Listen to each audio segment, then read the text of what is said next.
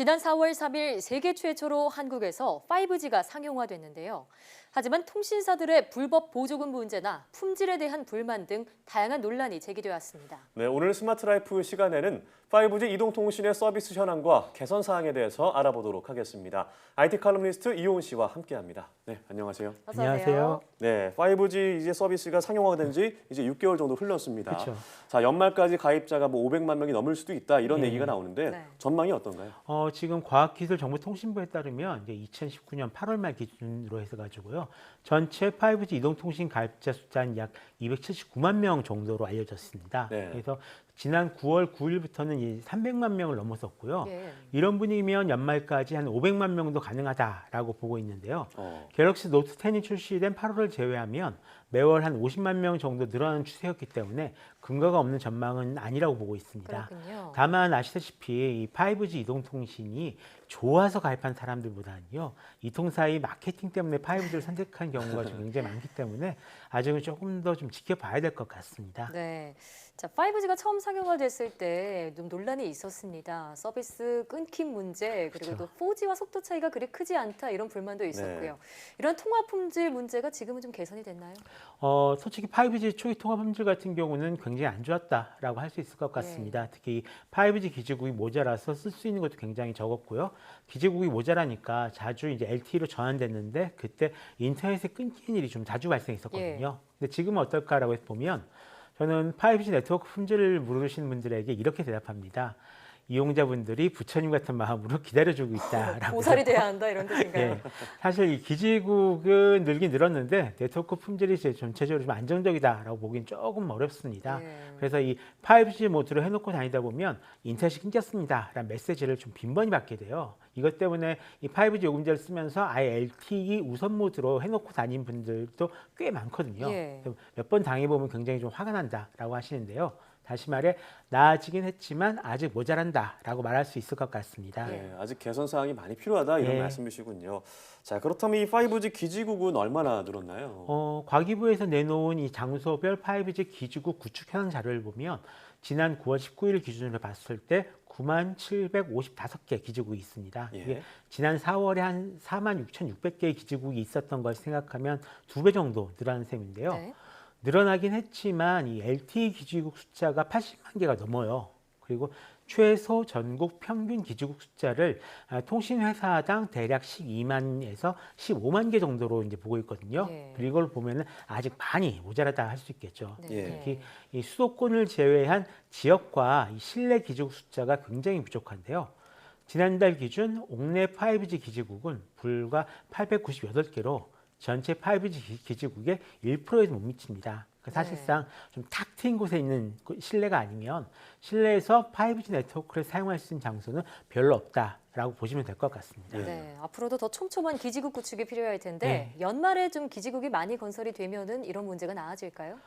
안정성은 지금도 좀 많이 좀 나아졌고요. 네. 연말엔 당연히 더 나아질 거다라고 보고 있는데요. 이 지역이나 실내 기지국 문제도 이 시간이 지나면 어느 정도 해결될 예정입니다. 이 예. 초기에 내세웠던 목표가 2023년까지 약 18만 기지국을 이제 건설하는 건데요. 이 기간도 좀 더 단축될 가능성이 있습니다. 네. 다만 지금은 NSA 방식이라고 불리는 이 LTE 네트워크와 장비를 공유한 방식으로 설치되고 있는데 여기서 이 3.5GHz 대역만 쓰고 있기 때문에 5G 네트워크가 처음 내세웠던 좀 빠른 속도, 저지연 등의 특징은 당분간은 완전히 누리기 좀 어려울 것 같습니다. 네, 그렇군요.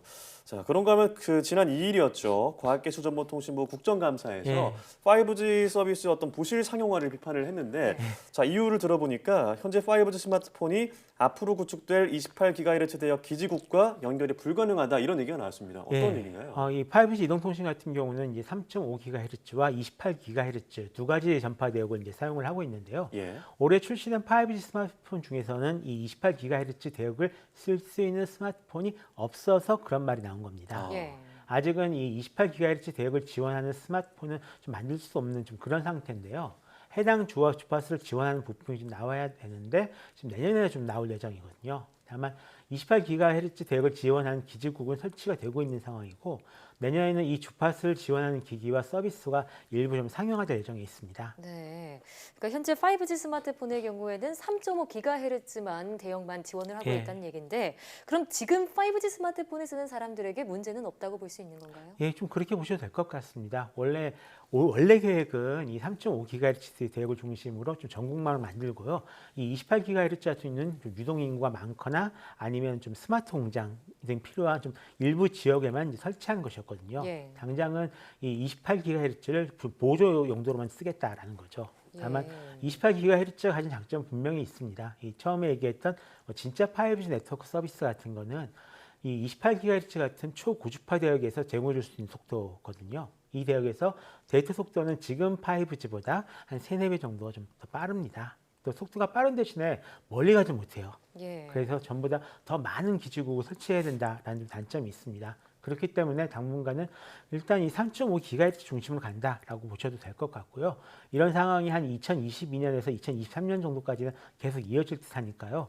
현재 5G 스마트폰 쓰신 분들은 큰 걱정 안 하셔도 될 것 같습니다. 네, 뭐 당장의 문제는 없지만 28GHz 대역에서 쓸 수 없다는 건 분명한 예. 사실이네요. 예, 그렇습니다. 예. 네, 뭐 그래도 5G를 세계 최초로 상용하면서 얻은 성과 같은 것도 있을 것 같습니다. 어떤 예, 것이 있을까요? 사실상 한국이 이 5G 네트워크 서비스의 약간 중심 국가처럼 좀 비추게 됐습니다. 예. 이게 다른 나라가 대부분 2020년부터 상용화 예정이지만 한국은 굉장히 일찍 했고요. 주요 통신사가 다 했고요. 그다음에 전국을 대상으로 서비스를 시작했기 때문에 벌써 가입자가 300만 명이 넘었습니다.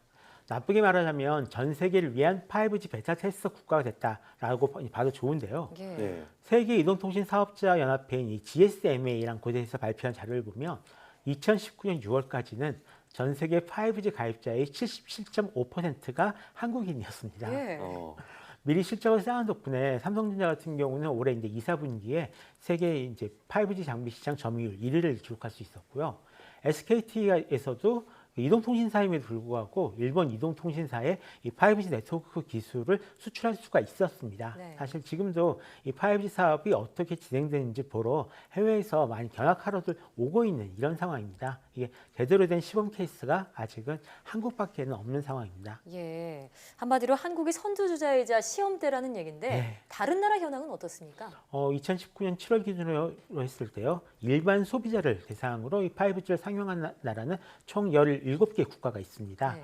한국, 미국, 영국, 호주 등이 있고요. 여기에 일본이나 독일, 프랑스, 러시아, 싱가포르 등이 이제 내년에 상용화를 준비를 하고 있습니다. 또 중국 같은 경우는 2019년 10월, 그러니까 이번 달에 상용화를 할 예정입니다. 예. 네, 그럼 이제 앞으로 5G 네트워크는 어떻게 발전할 수 있을까요? 이게 최근 글로벌 데이터라는 곳이 있는데요. 여기서 이제 5G 마켓에 대한 보고서를 좀 내놨거든요. 여기서 2024년까지 전 세계 가입자가 약 15억 명이 달할 거다라고 얘기를 하고 있습니다. 네. 그중에서 아시아 가입자가 약 10억 명이 달한다라고 하는데요.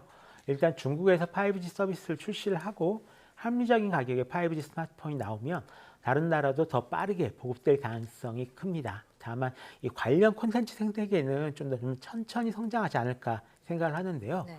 가장 먼저 보급될 것은 이제 LTE보다 빠른 속도를 앞세워서 뭐 VR이나 AR, 클라우드 게임 서비스 또는 아이돌 콘서트나 이 스포츠 경기를 다화면으로 중계하는 서비스입니다. 솔직히 말하면 아직 준비가 많이 되지 않아서 여기에 대한 고민이 좀 더 필요한 그런 상황이긴 한데요.